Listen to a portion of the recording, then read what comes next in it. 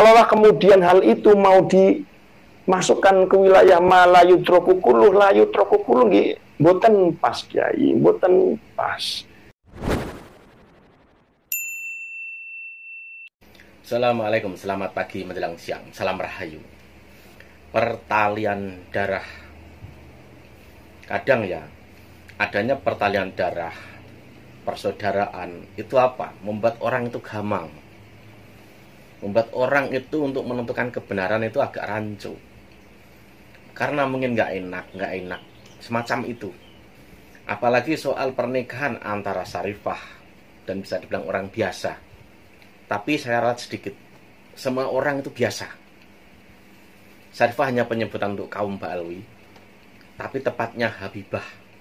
Kalau Syarifah itu dari keluarga Sayyid gitu loh. Kalau dari keluarga Habib, Habibah.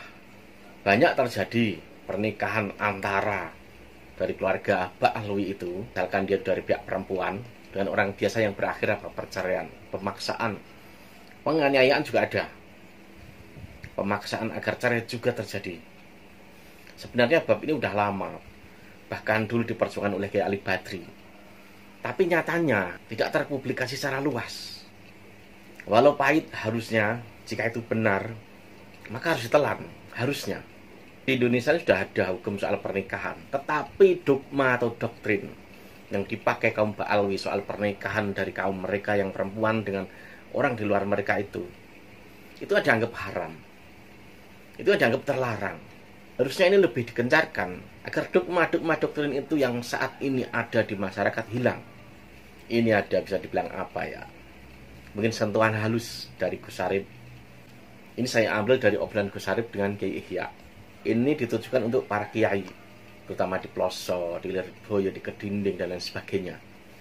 Tapi saya tahu pasti nanti ada yang berpikir sul adab gitu kan. Apalagi hal ini sudah lama terjadi. Dogma-dogma atau doktrin yang tersebar di luaran itu harus dikikis. Harus dikikis. Karena memang itu tidak sesuai dengan ajaran di Islam. Jadi misalkan itu abai atau dibiarkan karena urusan memang sudah sekeluarga atau berkerabat, lalu bagaimana dengan nasib umat? Bukankah itu tanggung jawabnya kiai? Betul tak? Untuk menjelaskannya itu loh. Makanya ini ada satu video obrolan yang bisa dibilang lumayan panjang. Tapi nggak terlalu panjang sih. Gus Syarif dengan Kiai Ihya. Gus Syarif ini saya tahu sudah lama. Dia ini bisa dibilang apa ya? Gus Durian Tulen. Sangat-sangat Gus Durian. Dan dia ini bisa dibilang orang yang sangat-sangat banyak pengalaman, dipersekusi, didatangin orang banyak, dimaki-maki dari golongan mereka. Hanya apa? Hanya dia itu membela NKRI. Membela keragaman, toleransi, sesuai apa yang diajarkan Gus Dur. Ini dia videonya.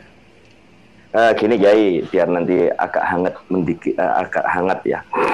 Jadi hal yang gabrul ya. Dan ini kiai-kiai utamanya yang dimanapun lah yang mengaku atau diakui menjadi kiai, mbok bersikap dengan tegas. Apa sih?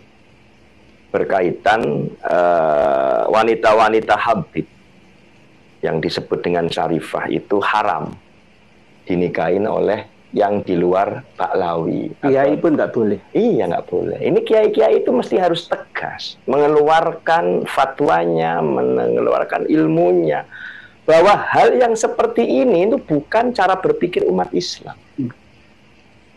Jadi nggak ada wanita yang kemudian lebih ningrat dinikahin dengan laki-laki yang dianggap tidak sekufu, kemudian menjadi batal pernikahannya, dihukumi zina, nggak diterima tobatnya. Nggak diterima tobatnya, harus mengembalikan keperawanannya, minta maaf kepada Habib seluruh dunia. Cara wong Tegal iki fatwa gatel ngene iki. Pegel aku sih.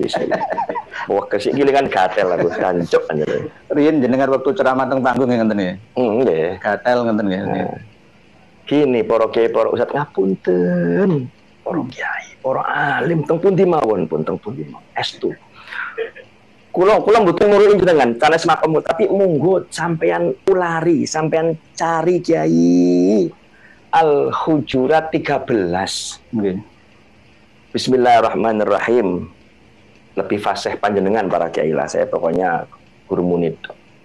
Ya ayuhan nas, inna khalaqnakum min dzakari wa untha wa ja'alnakum syu'uban wa qabaila lita'arafu inna akramakum 'indallahi atqakum. Kiai Pondok Ploso, Kiai Pondok Lirboyo, Kiai Pondok Sidogiri, Kiai Pondok Kedinding Surabaya, Kiai Pondok Bangkalan, Kiai Pondok Langitan, Kiai Pondok Jampes, Kiai Pondok Magelang, Kiai Pondok pundi mawon. Sedoyo. Panjenengan tingali Al-Hujurat 13 itu asbabun nuzulnya berkaitan tentang pernikahan. Menurut ulama ahli tafsir, silahkan panjenengan bedah wonten tafsir Ibnu Katsir. Dikuatkan juga HR Dawud, HR Bukhari.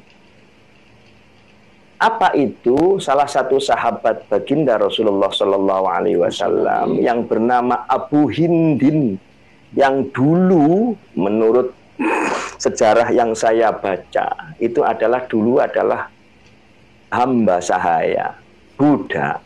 Kemudian merdeka, setelah merdeka melakukan aktivitas pekerjaan hijamah, ya, cantuk, dan sempat nyantuk Kanjeng Nabi, sempat nyantuk Kanjeng Nabi Muhammad Sallallahu Alaihi Wasallam. Mangke para kiai sampean tingali malih teng HR Dawud sama Bukhari. Nah, setelah beliau Abu Hindin ini mencantuk, kemudian baginda itu meminta kepada keluarga Bani Bayadah untuk salah satu wanitanya merelakan untuk dinikahi Abu Hindin. Menjelang proses pernikahan, para tetua, para orang hebatnya kabilah Bani Bayadah ini ngomong, apakah pantas salah satu dari wanita kita nikah dengan laki-laki lek coro wong Surabaya apa sih? Cah cangkruan, cah dulin, cah orang genah, cah badek, cah elek, sudro ngono lah. Jadi merasa dirinya atau anak-anak wanitanya itu lebih the hive, lebih eksklusif, lebih ningrat. Nggak pantas lah dinikahin sama Abu Hindin. Ada semacam apa itu tadi itu, merasa tidak kufu dan seterusnya. Kelas sosialnya lebih tinggi, nggak pantas. Nah itulah yang kemudian diturunkannya apa itu Al-Hujurat 13. Artinya nopo para kiai, para ustaz. Ayat ini yang paling sering ini kan dijadikan lagon-lagon halal bihalal, ya.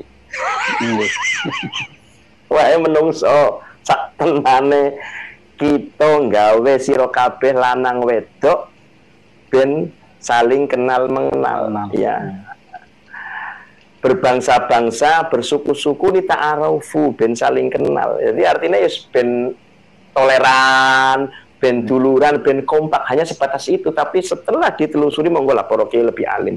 Itu ada petilan memang asbabun nuzulnya berkaitan merasa kelompok Bani Bayadah ini wanitanya nggak pantas dinikahi oleh Abu Hindin. Nah, hal yang seperti ini, klaim-klaim Bani Bayadah ternyata dipakai oleh kelompok yang kita sebut atau terkenal dengan nama marga Habib atau Baklawi. Ataukah memang Baklawi Habib itu dari Bani Bayadah atau bukan, atau mungkin perilakunya meniru Bani Bayadah atau tidak. Kalau memang mereka memakai gaya itu, harusnya sudah selesai para kiai, cukup dengan Al-Hujurat 13.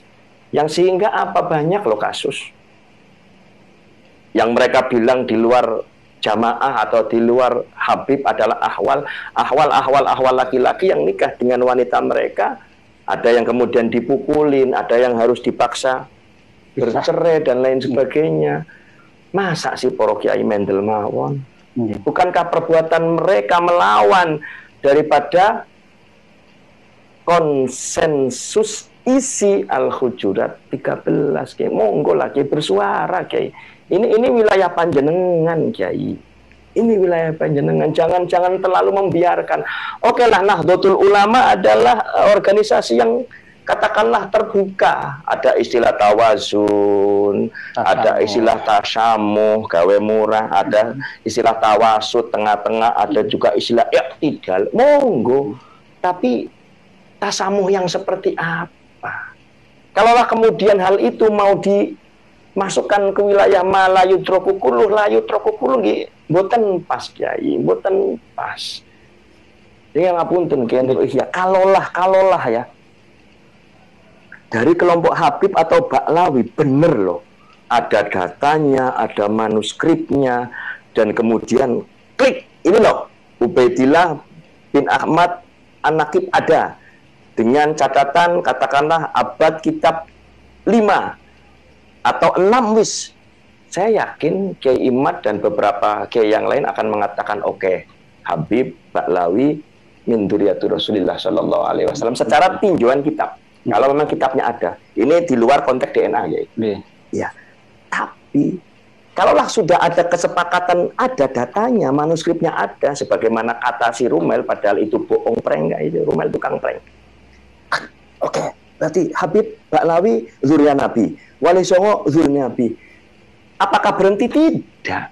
Manakah yang lebih dulu datang ke Nusantara? Kalaulah sama-sama zuriat Rasul, Wali Songo lebih dulu, Habib era 18. Mbok sing anyar ngajeni sing tuwa. Nggih, harusnya begitu. Wakil kabir warham as-shaghir, itu kan perintah Rasulullah seperti itu. Lagi. Tapi mereka justru sebaliknya kan itu.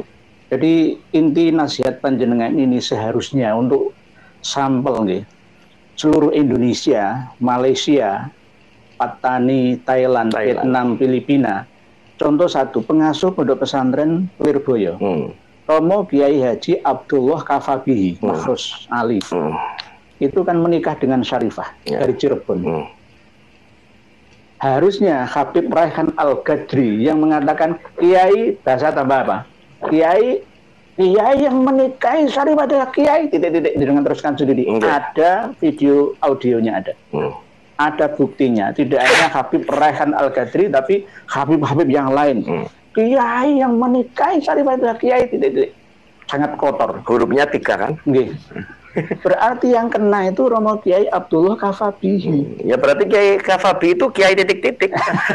Itu yang saya bela, Kiai Abdullah Kafabihi jangan menikahkan putri panjenengan, ning jenengan mendapatkan suami-suami dari Habib Ba'lawi. Jenengan sudah diposisikan seperti itu, kok malah ini kurang waspada. Kurang waspada. Kurang waspada. Nanti akan jadi apa? Lirboyo yang saya cintai ini. Begitu. Yeah. Jadi jangan anggap kami ini suul adab dengan Kiai Sepuh. Justru saya itu malah lebih hormat dengan jenengan. Dikatai kayak begitu saya membela panjenengan. Jenengan terlalu baik, terlalu lugu, terlalu husnudzon. Akhirnya yang terjadi di belakang nanti generasi akan semakin lemah. Sama seperti diamnya Kiai selama ratusan tahun ini, akhirnya sejarah semua dirubah. Baru kelihatan. Sekarang, 28 leluhur Jogja dan Solo sudah diba'alawikan. Makam Mbah Sunan Bonang dikelilingi oleh 85 makam Ba'alawi, dan dari Yaman sana sudah terbukti di mana-mana. Terus kita diam? Kiai diam? Berarti Kiai bukan Kiai pejuang. Ini Kiai penikmat perjuangan namanya. Kiai pecundang namanya. Bahasa kasarnya seperti itu. Jadi ayo bangkit bersama. Romo Kiai atau Gus Ali Masyuri, Bumi Solawat Sidoarjo sudah tampil. Semuanya semoga sadar. Adik saya Jam'an Nur Khotib juga semoga sadar. Gus Miftah, ayo sadar bareng. Ayo. Gus Miftah siapa? Gus Miftah yang teman jenengan itu. NU Mu'alaf. Enggak ya, NU Mu'alaf dia. Miftah Gondrong di Jogja itu NU Mu'alaf itu. Jadi ayo sadar bangkit bersama. Ora sadar yang kok gundul-gundul dhewe awakmu. Gus Miftah, Mas Miftah.